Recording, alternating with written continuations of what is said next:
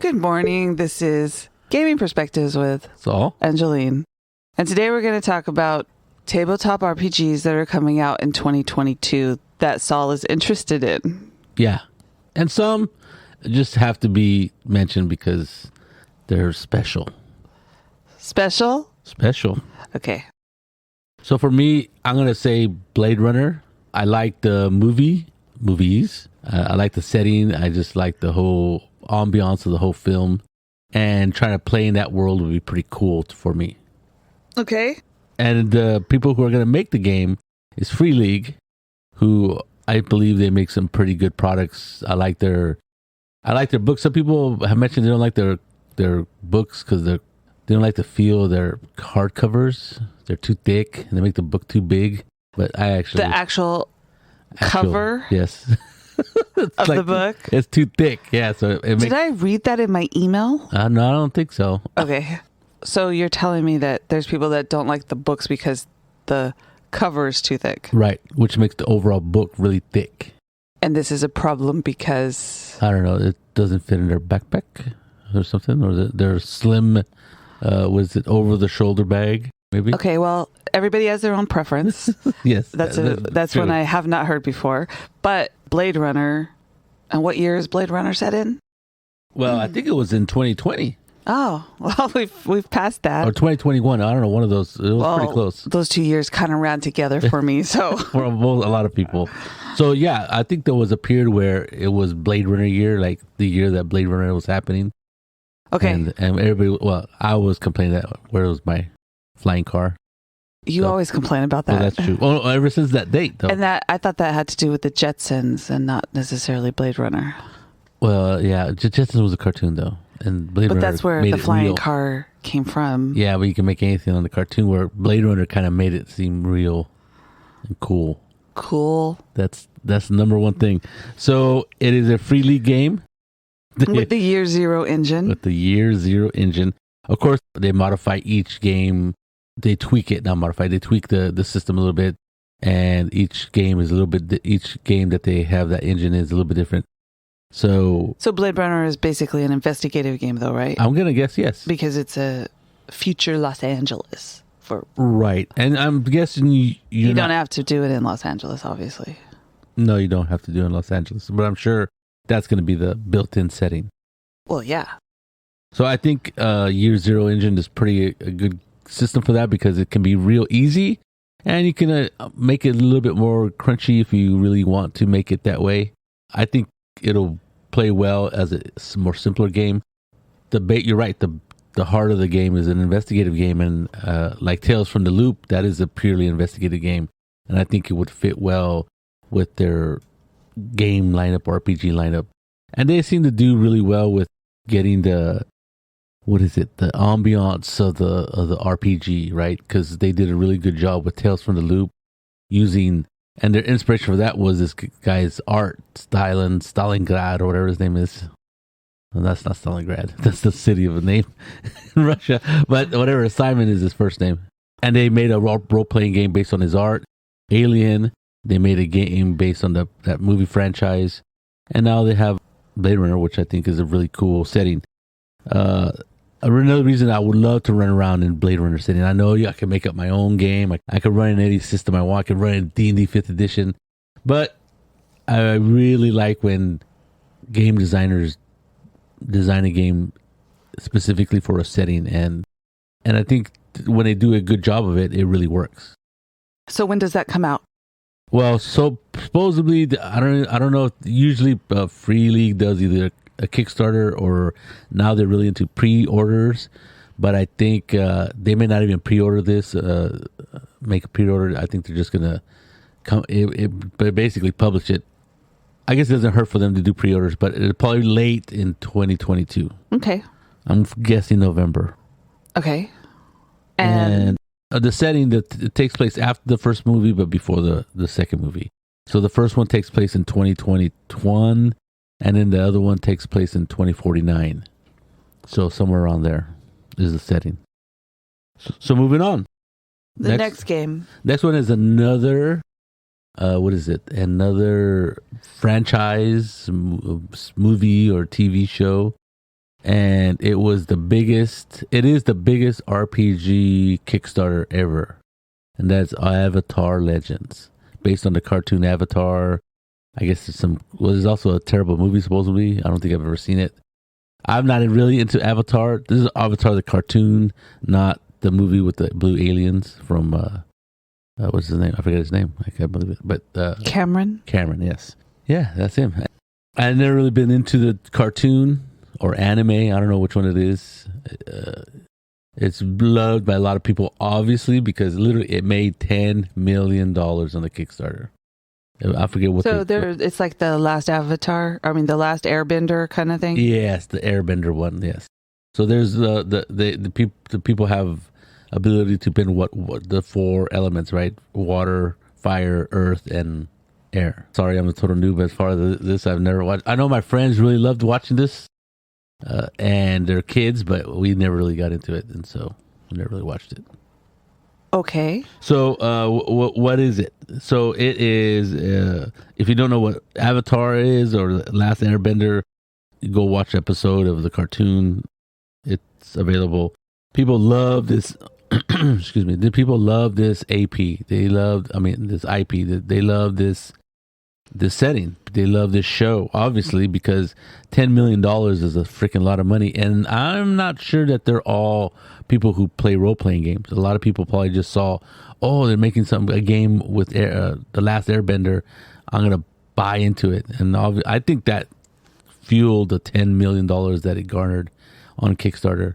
And I think it caught them off guard. They were thinking, I don't know what they were thinking, but I forget what their goal was. Or $1 million. It was like maybe $100,000 or something, and they way overfunded. And then they're on the hoof, right? They're stuck trying to make this game, or publish this game, or make this game in huge quantities, right? Which takes a whole bunch of logistics. And then the pandemic hit, and then there's a paper shortage and cardboard shortage and shipping problems. So, but it's still coming out. Right? In 2022, hopefully. Okay. Yes. Let me see what else. It's the system is going to be Apocalypse World. Another reason I'm really not into it. People really Saul love. Really doesn't like that set. That rule set. I just don't. I haven't really played in it. That's the problem. I haven't really played in it. In somebody who I thought did a good job running it. I've only played it once. It was at a con, and it was a whole hum game for me. I didn't quite get the whole excitement of what this system is. Anyway, so for this particular game, there's 5 different settings, right? 5 time periods that you can play. That's pretty neat, I think. That way, if there's a certain part, I guess this is a large, time span. Mythos, yeah. That this game takes place. Or the story takes place, and you can play in any of those time periods, which I think is pretty neat because it gives you a lot of variety to play in,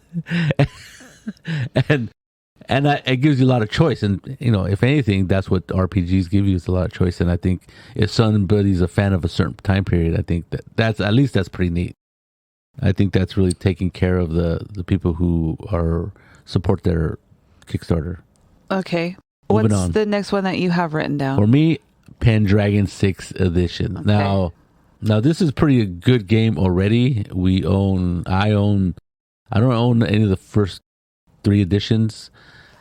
I never really played it until much later, but I own the 4th edition game. I think you should know that technically you don't have to own every edition of a role-playing game, Saul. I know. What I'm saying is I never got into it like early on. I remember playing it a couple times at a con. This is way back. But you guys played it a long time ago because Felipe was still in Salinas. Yeah. I was 10 years ago, but I'm talking a long time ago, like 30 years ago, 40 years ago. It is a long-standing game. It basically uses the same system. Some people think it is one of the most, I would not say perfect. Perfect.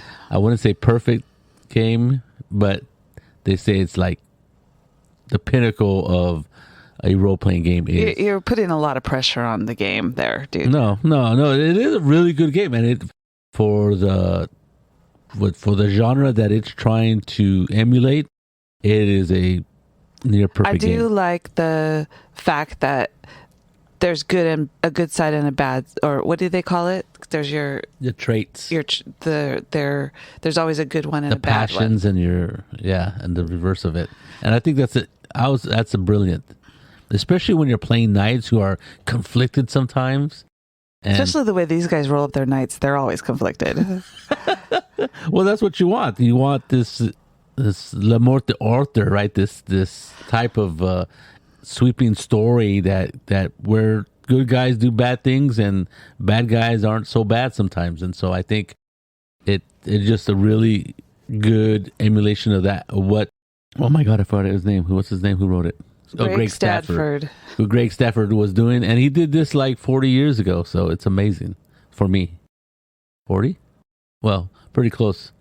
And he passed away, right? He passed away. I think it's almost been 3 or 4 years already.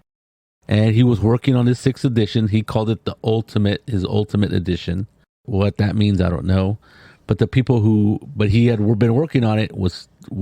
He passed away. I think they gave it to, I don't remember his name. Larkins. That's his name. That's right. And that's David Larkins. And he's been blogging about his process and the progress that he's making. And it's going to be published in 2022. And I had to mention it. Like I said, it's already a great game. You can pick up any of the previous editions. I actually like 5.2. It doesn't have as much information as the 4th edition, because the 4th edition has all kinds of stuff. It's a big book. But the 5.2 is just really pretty. It's a nice art all the way through. It's full color. Just a nice book. This one, I don't know what they're going to do. I think it's going to be split up in a couple books. Like is Chaosium is putting this out? They're not doing a Kickstarter, right? I don't know. Oh, okay. Look at it. I'm going by memory. Well, Chaosium is putting Chaosium that's his company. Was his company. And they've been doing really good. They've been putting out some really nice stuff. So, and of course for a company that was almost their flagstaff product, they're not going to hold back on this one. Well, you know that since it's a new edition, people are going to complain about stuff. I don't think people can complain anything about. Okay. No, not being facetious. Dream on. You're right. There's going to be people who complain about it, but for people who maybe have played it in the past, or people who really wanted to play this game, I think it's going to be a really good product. I mean, I don't think Chaosium at this point is going for a money grab and it's going to do Greg Stafford wrong. They're just going to put out something and they're going to honor him, right? I'm guessing that's how I feel, is that was what they're doing, because he did basically start Chaosium and put him on the map. That and RuneQuest, but he also wrote that. Next is Mothership. So I pre-ordered Alien, or I bought Alien, I forget what. Anything having to do with a xenomorph, he will purchase. Yeah, what's weird is that I don't like the first movie so much. I love Aliens. Alien is too horrific for me, but still a good movie. And anyway, so I really like the franchise and stuff.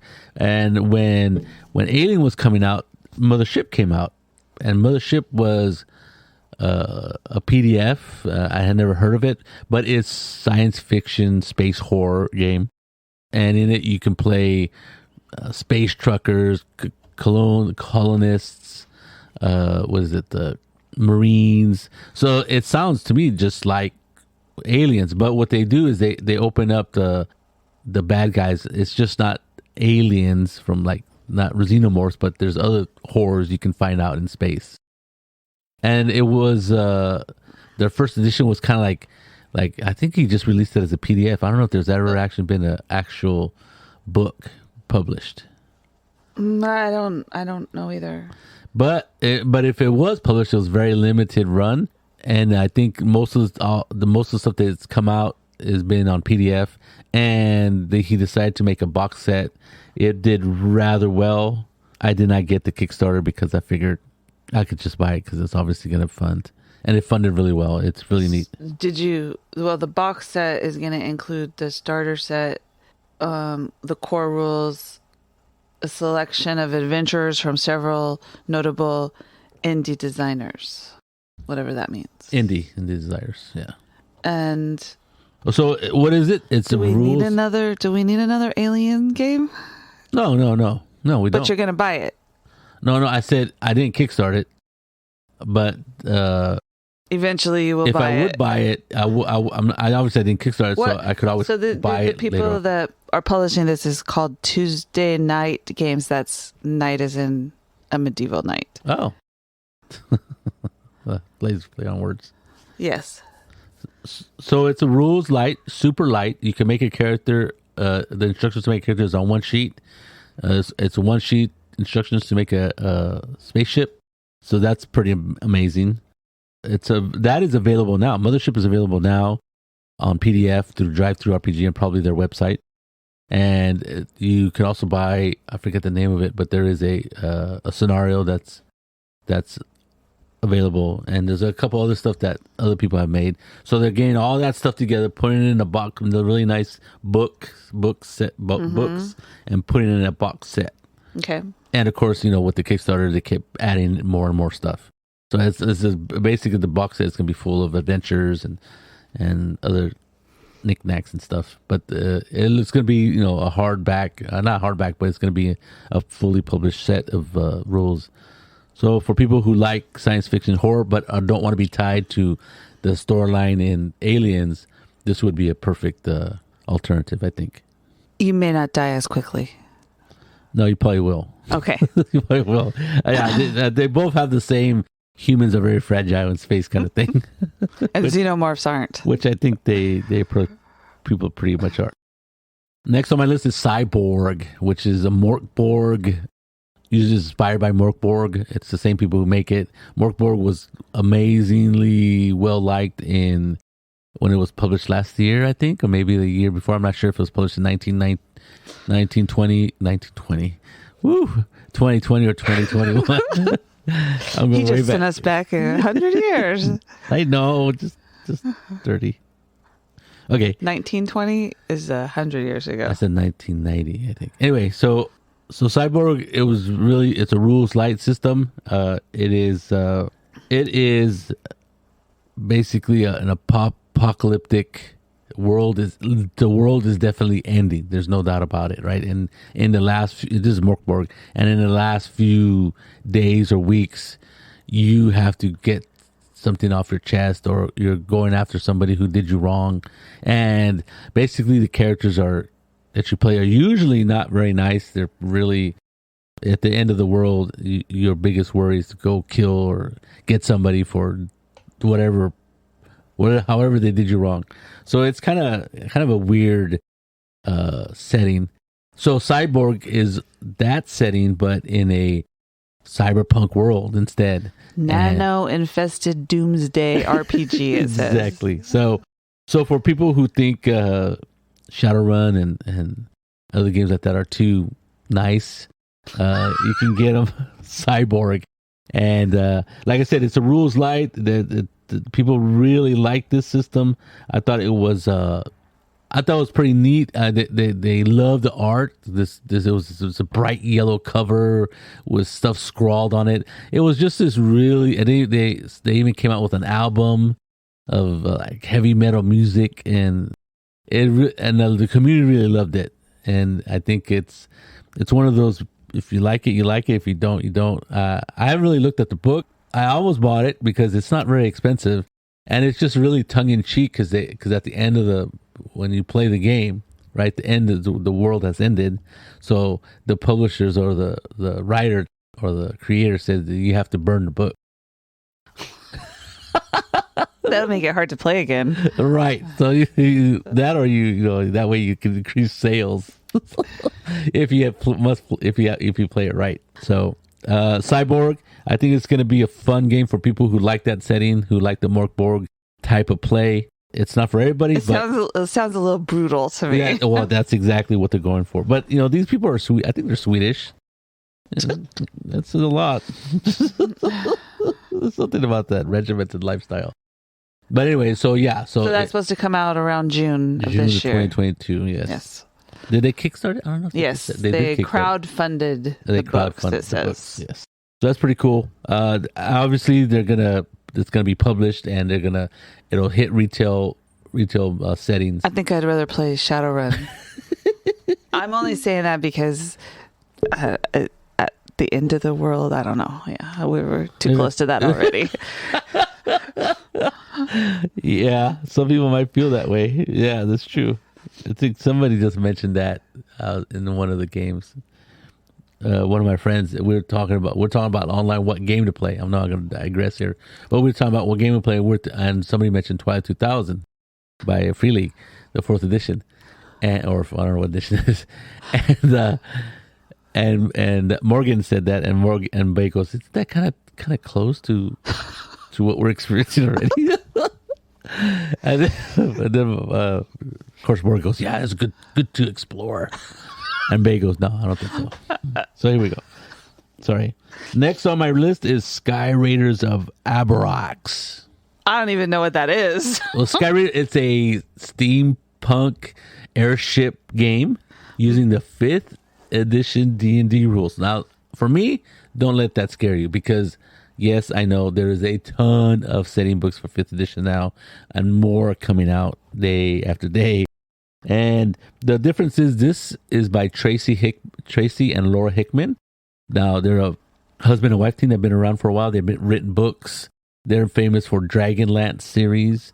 And they also made Ravenloft series. So, and both of those have been translated. Well, Ravenloft was a RPG setting, and Dragonlance became an RPG setting in 3rd edition.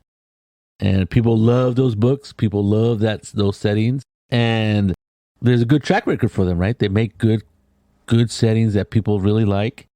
But the real kicker on this one is that they're gonna make it so they're gonna have a mobile app that you can work on it works on your phone, and like in modules and stuff like that, you can use depending on what character you are, what kind of class you are, and what race you are, you get your mobile app that has your character class in it, and then you use your camera and you show it over pictures or maps, and it gives you specific information for your character or your race. And some of it is public information, and some of it says keep a secret, do not share. So there's all kinds of things that they're gonna work with. I think it's an interesting idea. I've heard of stuff like that happening a while ago. I don't think it ever really implemented very well, but I really have faith that these two creators will be able to pull it off and do a really well job. They're by trade, they are writers. I mean, that's what they made their money on. And then later on, they started making backgrounds or settings for D&D. You'll have to wait till the end of the year, though, because this one isn't going to be shipping until November. Right. And they say that they're pretty much that's their target date. So it may not be until next year. Well, they're supposedly they're there's a lot of pull that they have because they're famous and they have, I don't know if they're rich, but they do have a track record for putting out a good product. So people, they're pretty good at, they know what they're doing, and so the idea that they have a good date, and they even included in their press thing about the paper shortage and the shipping problems. They're really confident that they can put it out in November 2026, November 2022. Are those all of the games? What about that one that we were talking about that I don't see that you have written down? Coyote and Crow. Yeah, that was another big Kickstarter. It has to do with what would happen if Western Europeans never made it to the Americas, or whatever is the Americas, and that those cultures expanded and became technological and all this other stuff. So it's an alternate history type game. And what's interesting is that it was really it funded way overfunded. It's the person who made it was who ran the campaign said it was going to be highly they're going to involve indigenous peoples in writing of the book. I don't know in what capacity, but that was their goal. The setting looks pretty interesting.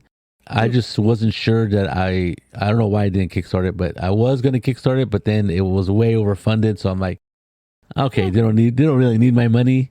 And so I just decided not to do it. But it's supposed to be out this year.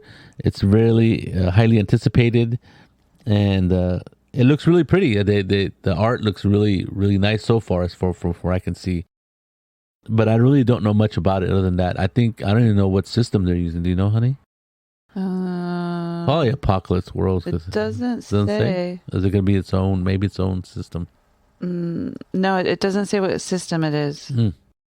Yeah, so that's another one that people are looking forward to. Well, obviously, since it made a lot of money and it was Kickstarted and it's supposed to be produced or published in this year. There's a lot of games that were made or Kickstarted. I didn't really want to list just to have a whole list of them. I just want to talk about some of them in the ones that you liked. The ones that I liked, yes. There's quite a few others that I didn't mention. I just wasn't all that interesting to me. But there's some game by I know who the creator is. Banana Chan is one of the creators of it, and she made this game last year in 2021 about owning a restaurant and fighting hopping vampires at night. So I hadn't even heard of that game. I saw one of our friends had bought it, but he's really into the indie scene. I forget the name of it. I don't want to butcher it. The new one is, or there's one coming out in 2022 called Exquisite Crime. Yes, that's it. And solve mystery with scribbles and this is James Shee, and I'm sorry to butcher the name. Designer's Last RPG. Right. It's they're the indie game creators can really get esoteric. So we're talking about the last game. Was it Jianxi? Is that what it's called? Jianxi was made by the creators previously that came out, I think last year or the year before, and this mystery game is about drawing, about basically one person or a group of people tell another person what the suspect looks like, and other people draw it, and you can get weird pictures out of it. It's a very player storytelling driven game. Kind of was like the description that I read was it's like Dixit or Mysterium, where you're trying to convey things to other people. Right. And I think I read the same article where it says it's like Mysterium and what was it? Dixit, but in reverse. I don't know what that means. But we used to like Dixit. We used to play it quite a bit. I really like the art. And I think in this case, people are drawing. So in my drawing challenged household, that might be a little bit much. Well, even Dixit was hard for it. The boys take things literally. So yes. These pictures, sometimes it's, you can kind of figure out what they're going to get, what they're guessing, or what they want you to guess, because they literally took the picture literally. Literally. So I did forget some games that I was looking at. One is Fight with Spirit, which is a game about being the underdog team. Well, you don't necessarily have to be underdog, but being in a sports team and the trials and tribulations of that sports team, and you have that rival, you have that goal that goal that you have set for yourself, and it's really interesting idea. I don't know if I will pick this up. I don't know if my people will play this game. I think maybe in a one shot, maybe. This game would not interest Kathy in the least. Yeah, exactly. I happen to like, even though I'm not into real sports. I mean, I don't watch football. I do like. Okay, that's not true. I'm looking at him because he's a baseball.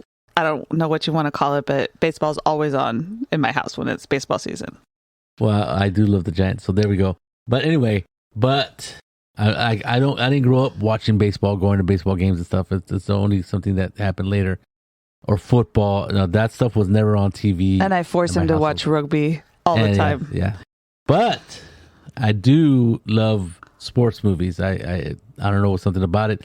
Like Rudy, the movie. Jolene laughs at me because I watched it every once in a while. A Vision Quest with Matthew Modine as the wrestler. Both of my brothers were in wrestling. Let's not even talk about Field of Dreams. I'm not really a Field of Dreams fan. It's a good movie, but not very good. The Natural, though, yeah, that is a good movie. She hates it. She's bored to death. So that's what I like, and I think the one I did like was with Keanu Reeves. He was in a sports movie. Oh, The Replacement. Because they sing. That's the bad part. Anyway, so I can see myself playing in the game. I don't know about running it, but it looks like it's about relationships. It's about meeting your goals, about, all the angsty stuff that happens when you're a young person in the high school sports team. There you go. I don't know what to say about that one. Another one I thought I would be, this one might be interested to Kathy, our friend, is Flabbergasted. It looks funny to me. It's about high society, early 1900s. People it's not taken too seriously, right? It's a little bit more. It's more like Faulty Towers. It says, yeah, more Faulty Towers than, let's say, Downton Abbey. Yes, right. So the art that they have conveyed so far, it seems really whimsical, lighthearted, a lot of nice cartoony type depictions of the characters and stuff. So I think it's pretty neat. I think it looks interesting if you're really into that time period. And what is it? If you like Downton Abbey, yes, and you would like to a more lighthearted Downton Abbey. Yes, yeah, not so much brooding and tragedy. Yeah, a little bit more lightheartedness. It's about class, right? It's about class. It's about because you can play different classes of people. Right. So that's about it. I don't. There is a ton of games coming out. There's you just look it up. You'll find games. There's bound to be a game you might want to play and buy. There's always lists of games at the beginning of the year, and right. So usually we just go through the ones that we think, that Saul thinks he's going to buy, or may want to play in. Yes, that's true. And then there's some games that he looks at and goes, nah, not for me. Not for me. Avatar, but. There you go. But it's very popular, and you should take a look at it if you're a fan of that. So hopefully something we talked about you like. If not, you can always let us know if there's a game coming out that you want us to talk about, and we'll look it up. Or he may have already ordered it. I don't know.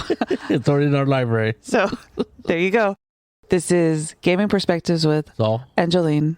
And you have a good day.